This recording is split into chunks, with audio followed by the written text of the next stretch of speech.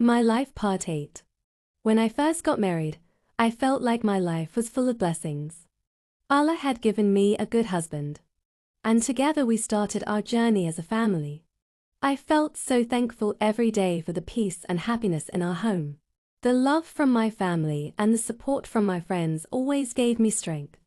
Every Eid, I made it a tradition to host the celebration in our home. I loved seeing the children's happy faces, full of excitement for the day. I would decorate the house with balloons, sweets and banners. The atmosphere was always filled with joy. We prayed together, shared meals, and followed the sunnah of the Prophet, peace be upon him.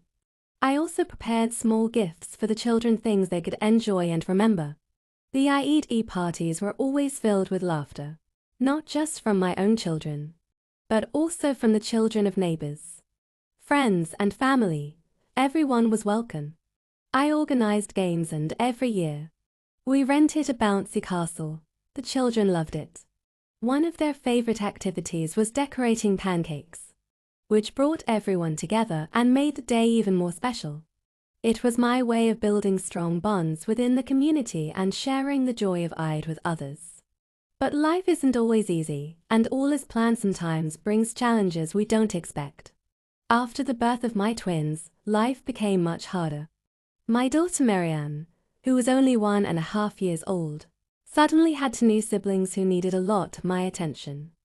Even though I loved all my children deeply, I was very tired. The sleepless nights, the non-stop care for the twins, and the daily responsibilities of being a mother felt very heavy on me. Still, in those hard moments, I reminded myself of the words of the Prophet, peace be upon him. When Allah loves a servant, he tests him. I believe that these tests were a way for me to become stronger and closer to Allah. The love I felt for my children was a beautiful gift, even if it came with many challenges. As the months went by, I found it harder and harder to balance everything. The house was always busy, and my days were filled with caring for my children, picking them up from school, nursing the babies, and trying to keep things going. But I kept my trust in Allah. I often repeated this beautiful promise from the Quran, and who fears Allah, He will make a way for him to get out from every difficulty. Quran 65:2. Then, only 4 months after giving birth to the twins, I found out I was pregnant again. The news shocked me. I was worried about how I could handle for children under the age of 3. My heart felt heavy when I told my mother. She was very upset. She couldn't understand how I would cope with so many young children at the same time. I also struggled to accept the news. How would I manage? How could I give each child the care they needed? But even with these worries, I turned to Allah. I reminded myself that He never gives us more than we can handle. I thought about the example of the Prophet, peace be upon him, and his wives, how they raised children and carry big responsibilities, always trusting in Allah. Their patience gave me hope, and that kept me going. As my pregnancy went on, I began to accept the situation. I gave it a place in my heart.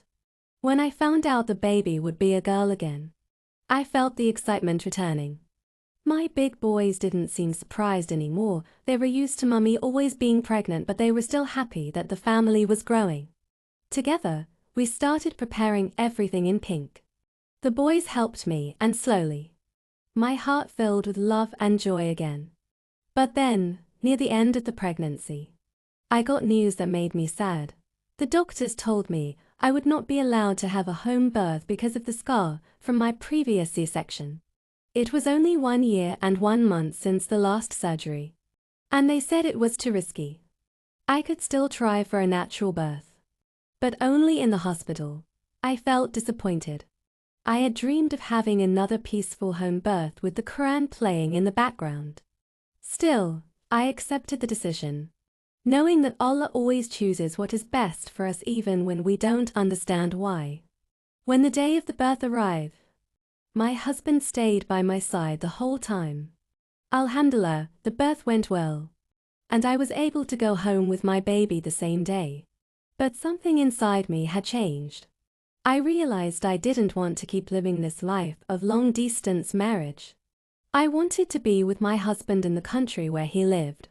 I knew that his first wife would not be happy about this decision. But raising 7 children on my own felt impossible. It was a hard choice, but I knew deep in my heart it was the right one for me, and for my children, and our future together as a family.